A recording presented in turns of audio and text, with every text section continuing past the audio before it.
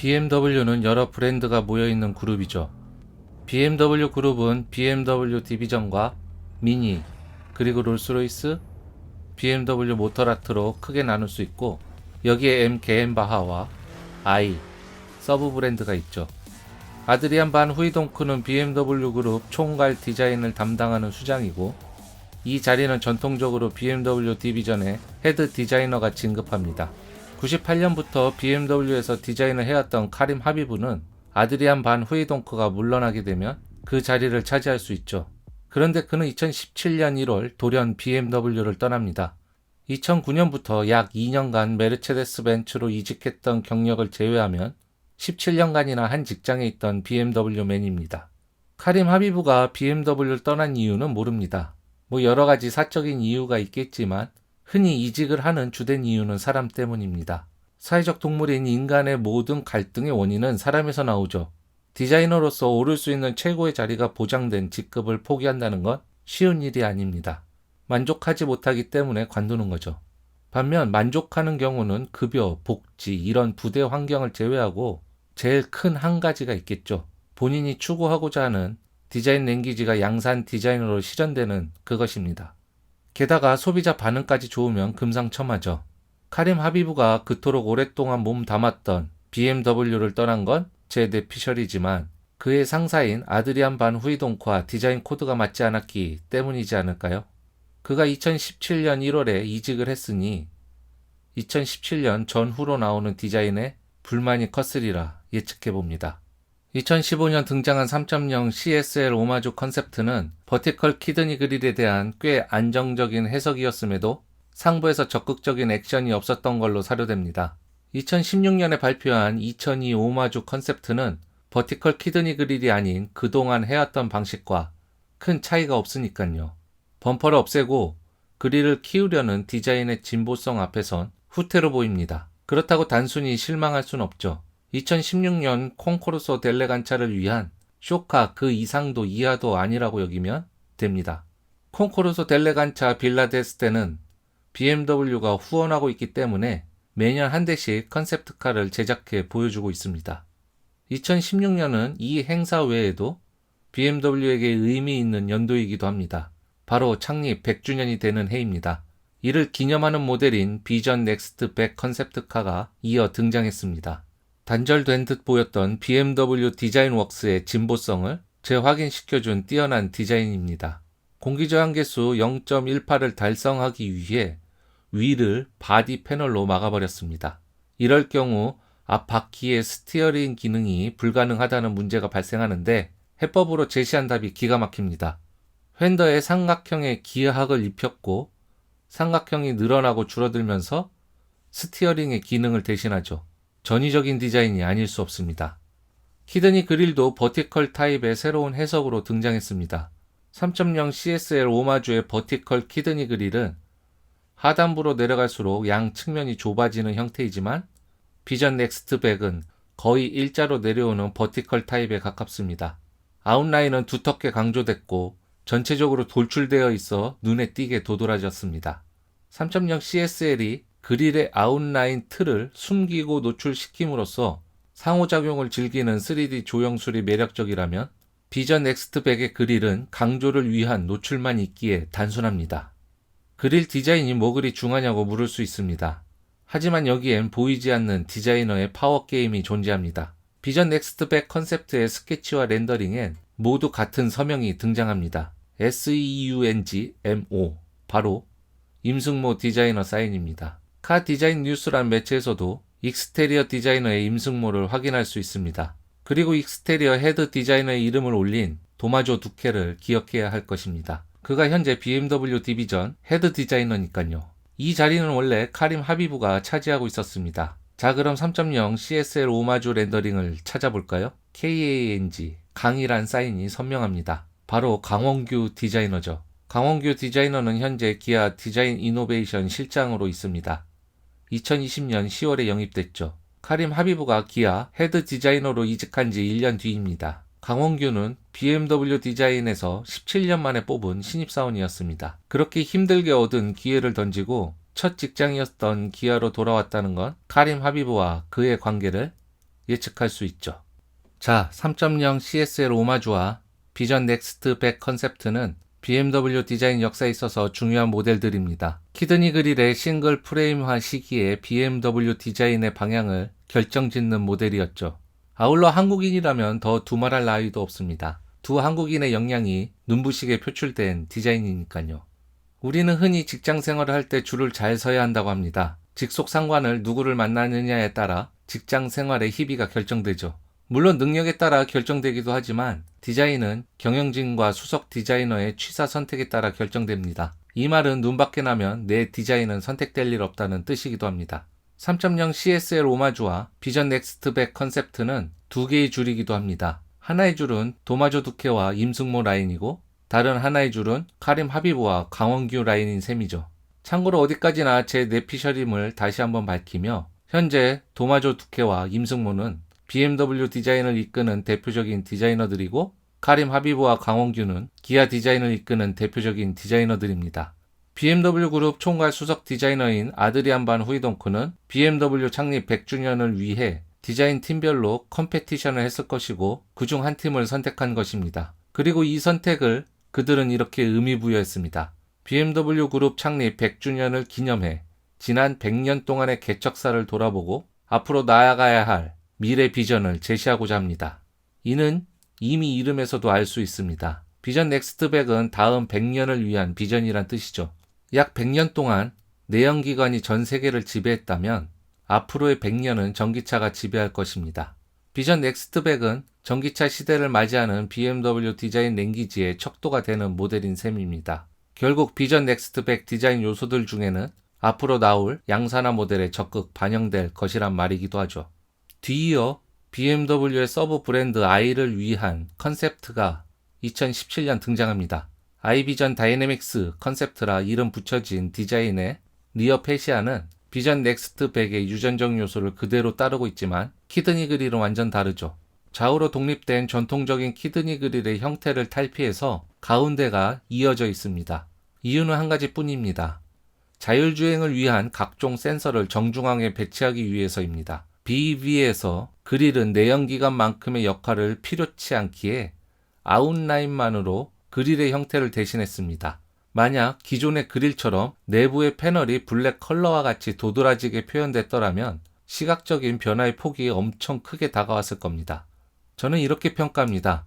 일종의 버티컬 키드니 그릴로 인해 받을 소비자들의 충격을 완화하기 위한 중간 과정이라고 말이죠. i비전 다이내믹스의 역할은 그것뿐입니다. 버티컬 키드니 그릴을 눈에 익게 만들어라. 그로부터 1년 뒤 등장한 비전 아이 넥스트 컨셉트는 버티컬 키드니 그릴 디자인의 픽스입니다. 그릴의 다각형이 어디서 구부러지고 얼마만큼 내려간 다음 꺾여 들어갈지 그 과정의 픽스죠. 이때부터 BMW의 행보는 예상치 못한 방향으로 흘러가기 시작합니다. i8은 프로토닉 프로즌 옐로우란 에디션 모델을 내놓으며 단종 수순에 들어갔습니다. i3도 같은 길을 걸을 거란 건 iX3 컨셉트 모델이 등장하며 귀뜸해줍니다. iX3는 배터리 전기차이지만 디자인은 영락없는 X3와 같습니다. 같은 급에서 BEV는 내연기관보다 비쌉니다. 배터리가 규모의 경제로 돌아가고 있지 않기 때문이죠. 그럼에도 기존 내연기관 메이커들이 BEV를 내놓는 이유는 탄소 배출량을 맞추지 못해 내는 벌금을 줄이기 위해서입니다. BEV 모델을 많이 팔면 팔수록 내연기관을 팔아 높아진 탄소 배출량을 낮출 수 있습니다. 정부의 지원금이 없으면 여전히 비싼 BEV를 많이 팔기 위해선 생산 원가를 줄이는 방법밖에 없죠. 그건 플랫폼 공유뿐입니다. 기존 X3 플랫폼에 내연기관을 드러내고 단순하게 모터와 배터리를 장착하는 방법입니다. 최근 등장한 BEV 모델 i4도 4 시리즈의 전동화 모델입니다. 익스테리어와 인테리어 모두 내연기관 디자인과 별반 차이가 없죠.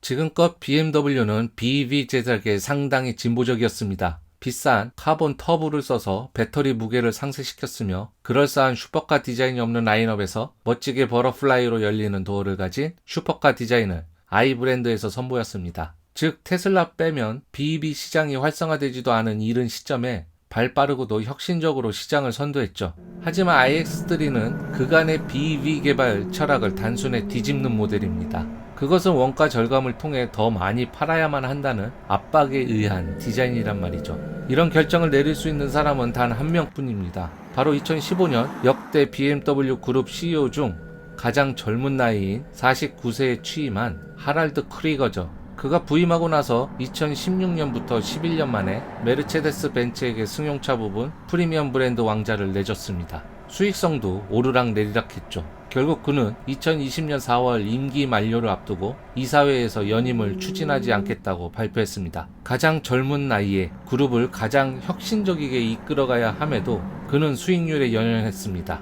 iX3는 시작에 불과했습니다. 뒤이어 등장한 이 시리즈 그란 투어러 모델은 BMW가 아니라 BM1W가 아닌가 의심케 하는 모델이었죠. 메르체데스라면 모를까 전혀 BMW답지 않은 모델입니다. 오히려 메르체데스가 더 BMW다웠죠. CLA, CLA 슈팅 브레이크, CLA 45AMG 등 B 세그먼트에서 스포티한 모델들로 앞서 나가고 있었습니다. 2017년에는 6 시리즈 라인업을 6 GT 하나만 남겨놓고 정리해버렸습니다. 원래는 5 GT였죠. 따지고 보면 6 시리즈 자체를 없애버린 것과 마찬가지입니다. GT는 그란 투리스모의 약자인데 그란 투리스모란 부유층들의 장거리 여행을 위한 세그먼트입니다. 여행은 휴식이자 경험의 확대 이전에 즐기고 멋내려가는 것이죠. 즐기고 멋내려가는데 자동차 역시 같아야 합니다. 자동차를 즐기기 위해선 빠르고 코너링이 좋아야 하고 멋내기 위해선 쿠페 스타일의 커다란 위를 끼우고 멋진 배기음으로 치장해서 가는 곳마다 주의 시선을 사로잡아야 합니다. 또 부유층들이 놀러가는데 짐이 많이 필요할까요? 당연히 필요 없습니다. 모든 게 구비되고 돈으로 해결할 수 있는 호텔이나 별장에서 지내기에 실용성보다는 멋이 우선돼야 합니다. 바로 이게 GT 세그먼트입니다.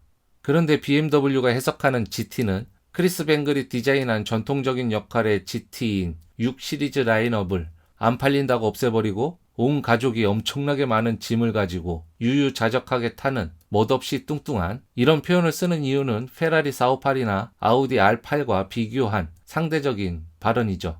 다시 말해 BMW는 패밀리카 디자인에 GT라고 이름을 붙인 셈입니다.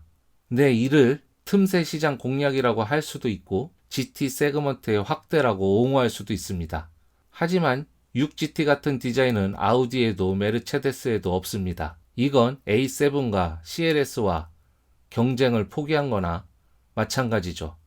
BMW는 이렇게 비겁해졌습니다. 자, 이쯤에서 드디어 문제의 4 시리즈가 등장합니다. 임승모 디자이너가 국내에 와서도 왜 버티컬 키드니 그릴이어야만 했는지 역설하고 갔지요. 그를 통해 들어본 논리는 이렇습니다. 30년대부터 70년대까지 BMW 그릴은 버티컬 타입이었다. 이를 재해석했고 3 시리즈 세단과 헷갈릴 이유 없는 특별한 존재감을 드러낸다. 대부분의 사람들이 BMW의 수평형 키드니 그릴을 오랜 시간 봐왔고 익숙해져 왔다. 이런 익숙함을 적절하게 트위스트해 고객들에게 새로움을 선보이는 것이다. 주어진 디자인 헤리티지를 활용하지 않고 익숙한 변화에만 안주하는 것은 위험한 것이다. 네, 그렇습니다. 디자인은 변치 않고선 먹고 살기 힘듭니다. 물론 다 그렇진 않죠. 고도의 핸드메이드와 결합된, 예를 든다면 패션에선 에르메스 버킨백 같은 게 있겠고 자동차 씬에선 파가니가 있겠죠. 그런 부류를 제외한다면 대부분의 디자인은 변해야 합니다. 더군다나 BMW는 아우디와 메르체데스에게 밀려왔습니다. 그들은 당연히 크리스 뱅글의 후광이 다했다고 생각했겠죠. 크리스 뱅글의 후광으로 파격과 혁신적인 디자인을 꼽을 것입니다. 크리스 뱅글은 패밀리 룩으로 연결돼 있던 보수적인 디자인을 바꿔놓았죠. 1, 3, 5, 6, 7 시리즈들은 각자의 개성이 넘쳤고 프리미엄 브랜드 중에선 발빠르게 SUV 라인업을 갖췄습니다. 하지만 정작 그의 디자인은 보수성을 토대로 하고 있습니다. BMW만의 시그니처를 만들었고 이를 아이덴티티화 시켰습니다. 1 시리즈부터 7 시리즈까지 생김새는 다 달랐지만 BMW라는 유전적 특질은 모두 똑같았죠.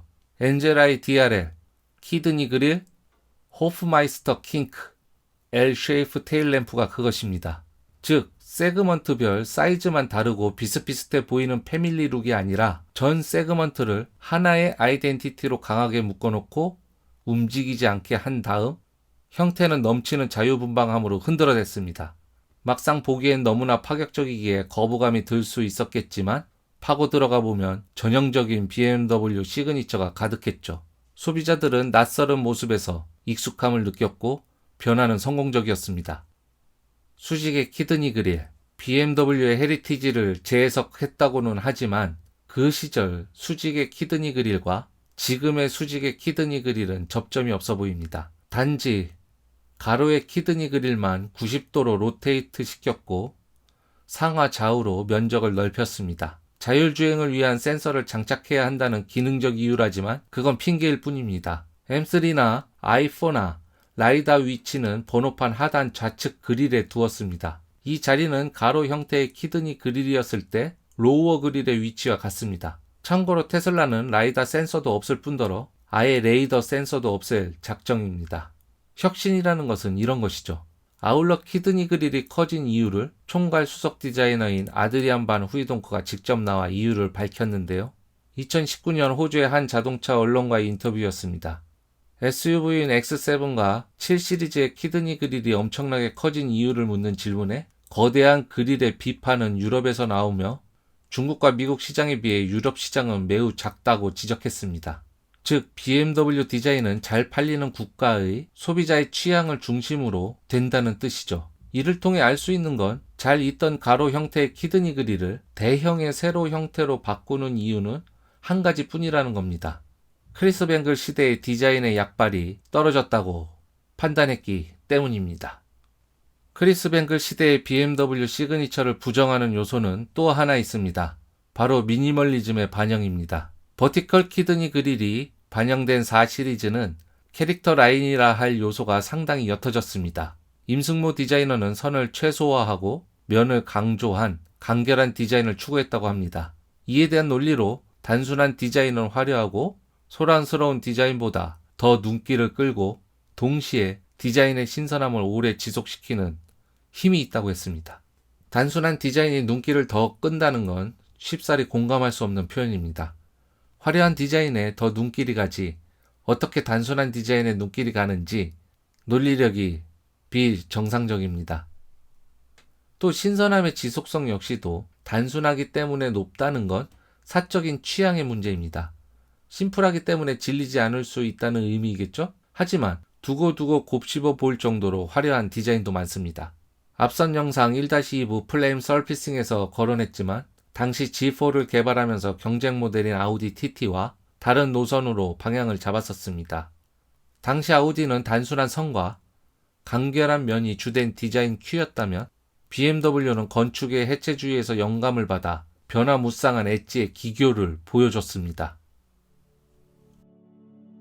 디자인 랭귀지의 변화는 전작의 부정을 통해서 이루어지는 경우가 많습니다. 지금의 아우디 디자인은 싱글 프레임이 첫 등장했던 시대의 단순하고 간결한 디자인이 아닙니다. 손이 베일 듯한 날카로운 엣지가 표면을 장식하죠. 미니멀리즘이라고 할 수 없는 디자인입니다. 미니멀리즘의 반대는 맥시멀리즘이죠. 맥시멀리즘에 가까울 정도로 화려합니다. 인류 미학의 발전은 바로 전 사조의 부정을 통해서 진보해왔습니다. 고전주의가 있으면 이에 반발해서 낭만주의가 생겨났고 장식성을 강조한 곡선의 아르누보가 탄생한 후엔 이에 반기를 들어 직선의 아르데코가 태동했죠. 그러자 장식 자체를 없애버리자는 미니멀리즘이 꽤 오랫동안 예술과 디자인 분야에서 영향을 끼쳐왔습니다. 지금은 어떤가요? 당연히 미니멀리즘에 반기를 들어야겠죠? 인간은 실증의 동물이니까요. 그런데 지금 자동차 디자인 씬에서 반미니멀리즘의 정서가 짙게 깔려있다고 할 수도 없습니다. 퓨어리스트 폼, 순수한 형태를 20년 가까이 디자인 랭귀지로 삼고 있는 메르체데스는 현재 프리미엄 브랜드 시장에서 독보적인 1위를 하는 중이고 BEV 씬에서는 브랜드 아이덴티티의 중추적인 역할을 해왔던 라지에이터 그릴을 없애는 파격적인 미니멀리즘으로 시장을 선도하는 테슬라가 있으니까요. 그러한 이유로 미니멀리즘을 버리고 맥시멀리즘으로 변모하는 아우디가 미학 사조의 진보에 발맞춘 트렌드 세터라고 할 수 없습니다. 아울러 플레임 서피싱이라는 화려한 표면 예술을 보여줬던 BMW가 이제 와서 미니멀리즘이라는 사조를 들고 나오는 모습에 촌스럽다고 할 수도 없죠. 하지만 과거를 부정해서 새로운 현재를 살고자 한다면 뭔가 더 나은 모습을 보여줘야 한다는 것입니다. 언제부터 BMW가 오피셜 포토 자료에 디자인을 설명했으며 미니멀리즘이라고 자신의 디자인을 특정하며 판매를 구걸했나요? 미니멀리즘을 추구하기로 했다면 적어도 메르체데스와 테슬라를 뛰어넘는 차별화된 디자인을 선보여야 하지 않을까요? 자사의 화려한 역사를 부정하기로 했으면 그 역사를 토대로 미니멀리즘을 융합하여 진보된 디자인으로 창조해야 합니다. 왜 이런 말이 있지 않습니까? 역사를 잊은 자에겐 미래가 없다고 말이죠. 4 시리즈의 C 필러의 디에로 크롬 몰딩이 마냥 허전하기만 합니다. 호프마이스터 킹크를 없앴으면 그걸 뛰어넘는 새로운 BMW만의 시그니처가 자리해야 하는데 저런 디자인을 보고 있으면 할 말이 없어집니다. 그러니 디자인을 설명하는 모든 표현들이 구태를 답습할 뿐이죠. 탈 크리스 뱅글과 미니멀리즘 디자인이 시대적 요구에 부합되는 혁신적인 변화인지는 의구심이 듭니다. 많이 팔리는 디자인이 좋은 디자인은 아니지만 국내에선 4 시리즈 모델이 월 100여 대씩 꾸준히 팔리고 있습니다. 시간이 지나면 언제나 그렇듯 디자인은 눈에 익을 겁니다. 브랜드 밸류가 있기 때문에 판매는 계속해서 높아지겠죠. 하지만 저는 BMW의 새로운 디자인 변화에 썩 설득당할 생각이 없습니다. 디자인 변화를 설득하는 논리라도 치밀했다면 이해라도 하겠지만 밋밋한 패널과 돼지코 같은 키드니 그릴에 대한 매력을 찾을 수 없습니다. 특히 iX는 기하 급수적으로 판매량이 뛰고 있는 BEV SUV 시장을 대응하는 BMW의 EV 전용 모델입니다. 오피셜 자료에 따르면 X5, X6, X7의 모습을 한데 합친 미니멀한 SAV 스타일이라는군요. 저는 솔직히 아무리 못난 디자인이라도 원고나 영상 제작 의뢰가 들어온다면 어떻게라도 소스를 붙여 컨텍스트를 만들 자신이 있습니다. 아무리 못생겨도 찬찬히 뜯어보면 하나의 매력이라도 나오니까요. 그걸 물고 물어 늘어뜨리다 보면 좋은 의미로 전달될 여지가 있습니다. 그런데 iX는 찬찬히 뜯어볼 엄두조차 나질 않습니다. iX 디자인을 보고 있으면 앞으로도 포스트 크리스 뱅글 시대의 디자인으로 남아야 할 모습입니다. 저런 감각으론 도저히 크리스 뱅글을 넘는 BMW가 될 수 없습니다. 그 언젠가가 될지 모르겠지만 아드리안 반 후이동크 시대의 BMW 디자인이 되길 바라며 마칠까 합니다.